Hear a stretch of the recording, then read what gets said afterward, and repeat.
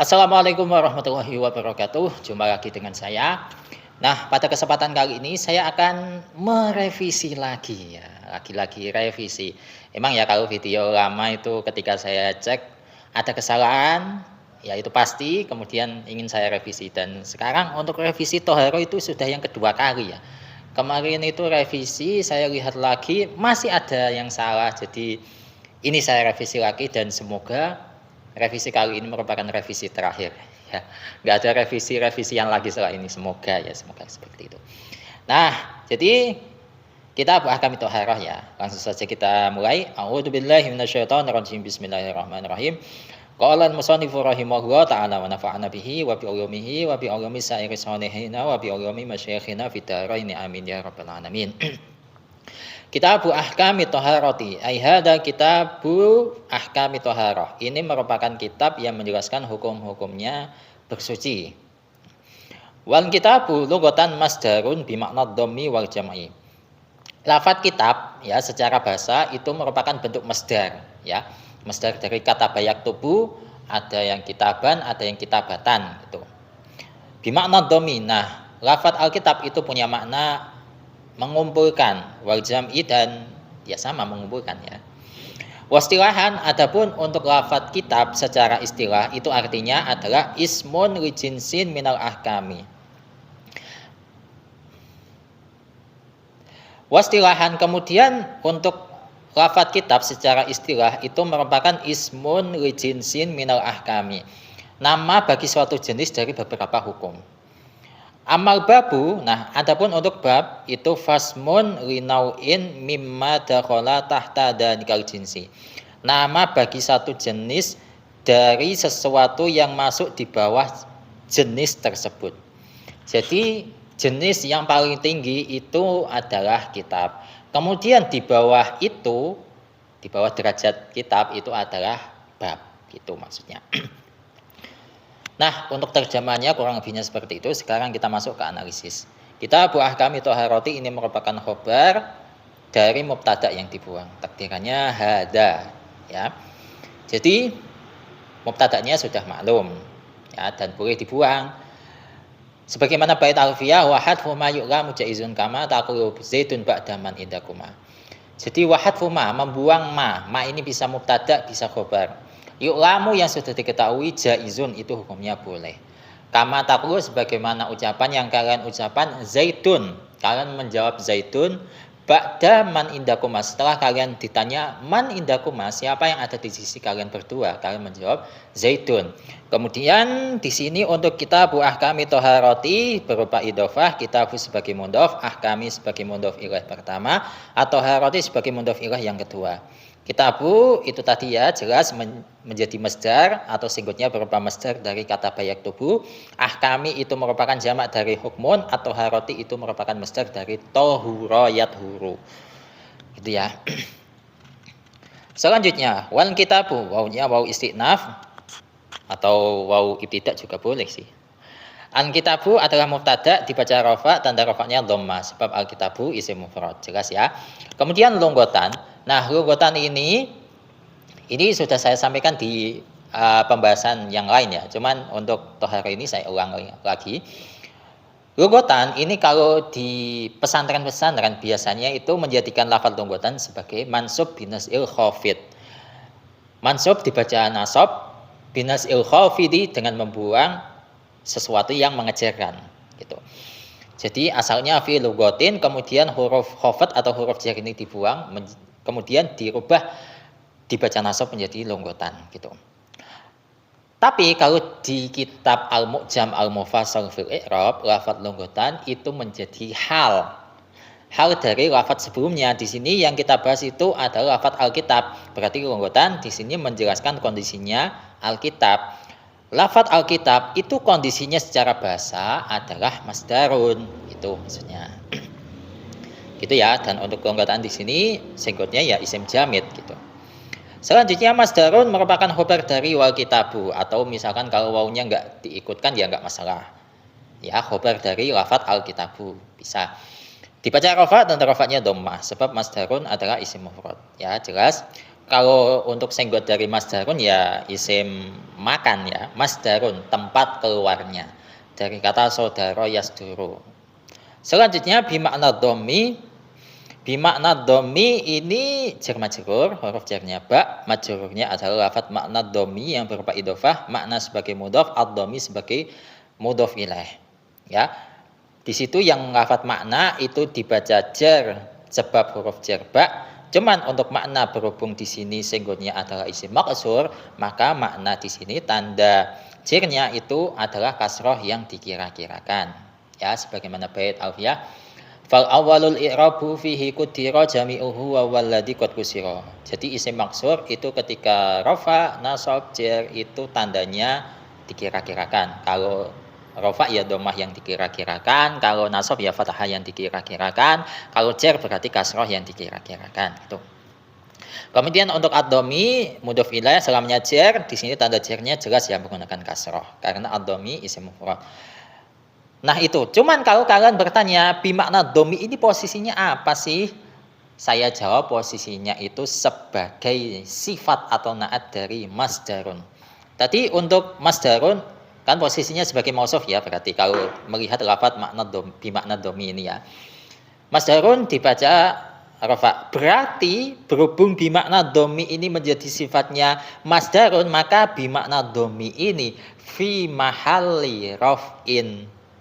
Jadi bimakna domi ya sama huruf jarnya. Bimakna domi. Bukan makna domi tanpa huruf jar ba. Bukan. Kalau makna domi tanpa huruf jar ba itu dibaca jar sebab huruf jar ba. Tapi kalau bimakna domi sama huruf jar ba yang mana ini menjadi sifatnya masdarun, maka jar majrur ini fi mahalli raf'in. Jar majrur tapi fi mahalli raf'in. Ya sama kayak gini loh. Sama kayak Zaidun fil baiti. Zaidun utawi Zaid ya menjadi mubtada, fil baiti menjadi khobar. Di situ berupa jar majrur, tapi berhubung jar majrur ini menempati posisinya khobar dan khobar itu hukumnya rafa, maka fil baiti di sini bukan marfu ya, bukan marfu tapi fi mahalli raf'in. Karena kalau misalkan marfu tanda rafa'nya apa kan enggak ada. Yang pantas itu fi mahalli raf'in. Ya. Kalau fi mahalli raf'in berarti tidak ada tanda i'rab rafa ya gitu. Nah, sama seperti ini. Jadi di sini bimakna dhammi jar majrur terletak setelah lafadz masdarun yang berupa isim nakirah. Nah, pembahasan ini ada di dalam kitab Jami'ud Durus Al-Arabiyah. Kalian bisa cek bahwa di situ ada pembahasan sifat yang berupa sibih jumlah. Sibih jumlah itu ada dua, yakni dhorof atau jar majrur. Nah, di sini sibih jumlahnya berupa jar majrur. Terletak setelah isim nakirah, maka berposisi sebagai sifat gitu. Nah, gitu ya jelas ya.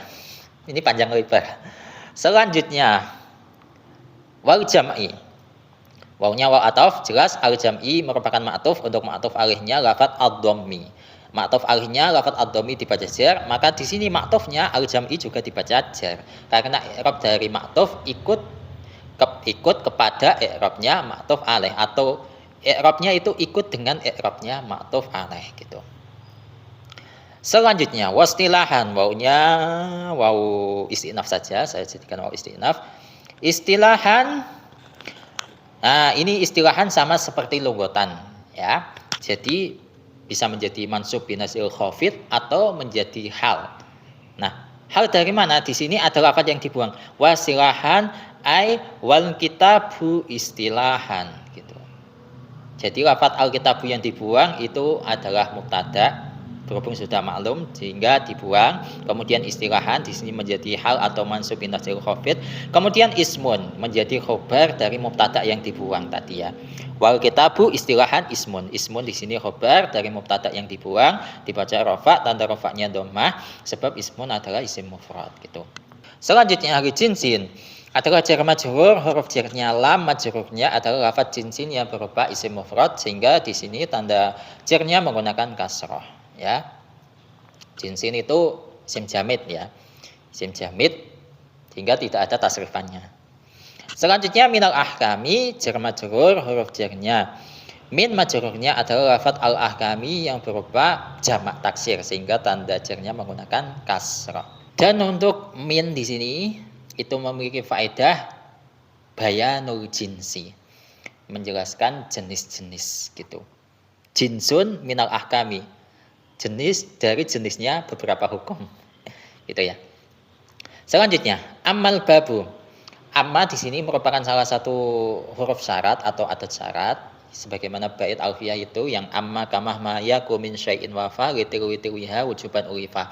Ketika syaratnya itu amma, ada ammanya, maka nanti untuk jawabnya itu ada fa ya. Di sini untuk amma huruf syarat, kemudian al-babu merupakan mubtada ya.